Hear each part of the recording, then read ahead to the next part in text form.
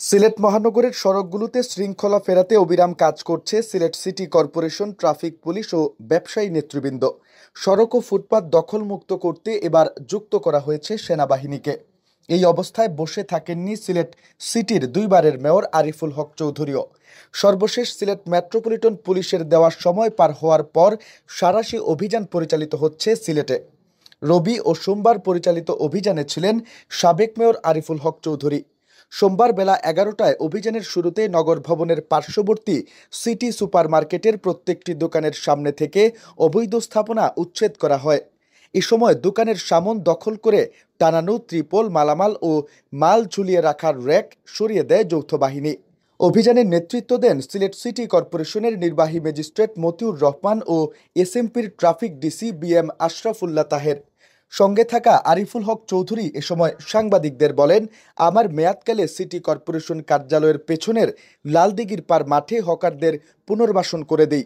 এ মাঠে যাওয়ার রাস্তা সিটি মার্কেটের ভেতর দিয়ে, কিন্তু রাস্তাটি প্রায় পুরোটাই মালামাল দিয়ে দখল করে রাখেন এই মার্কেটের ব্যবসায়ীরা। তাদেরকে বারবার দোকানের সামনে থেকে জঞ্জাল সরানোর জন্য বলা হলেও গড়িমসি করেন। এই রাস্তা দিয়ে হকার্স মার্কেটের ক্রেতা বিক্রেতাদের পাশাপাশি সিলেট সরকারি পাইলট উচ্চ বিদ্যালয়ের শিক্ষার্থীরাও যাতায়াত করে। সর্বোপরি যান চলাচলের বিঘ্ন ঘটায় এই রাস্তা দখলমুক্ত না করা হলে হকারদের প্রত্যাবর্তন ফলপ্রসূ হবে না, যে কারণে আজ অভিযান চালিয়ে এই রাস্তা দখলমুক্ত করা হচ্ছে। এছাড়া অভিযান চালিয়ে অন্যান্য রাস্তা ও ফুটপাত থেকে হকারদের সরানো হচ্ছে। যৌথ বাহিনীর এই অভিযানে জনদুর্ভোগ কমে যাবে বলে আমরা মনে করছি। অভিযানকালে বিএম আশরাফুল্লাহ তাহের বলেন, যেখানেই জনদুর্ভোগ সৃষ্টি হবে সেখানেই আমাদের অভিযান অব্যাহত থাকবে। আমরা গতকাল থেকে রাস্তাঘাট এবং ফুটপাত থেকে অবৈধ স্থাপনা উচ্ছেদ শুরু করেছি।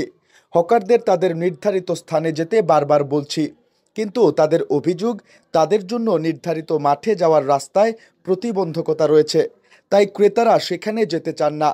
তাই এই সমস্যা দূর করতে হকার মার্কেটের ভেতর দিয়ে হকারদের মাঠে প্রবেশের যে রাস্তা, সেটি দখলমুক্ত করতে আমরা সাঁড়াশি অভিযান পরিচালনা করছি। দোকানের সামনে টানানো ত্রিপল, রাখা মালামাল ও মাল ঝুলিয়ে রাখার র্যাক সরিয়ে দেওয়া হচ্ছে। অভিযানে সেনাবাহিনী, পুলিশ ও সিলেট সিটি কর্পোরেশনের স্বেচ্ছাসেবকরা ছিলেন।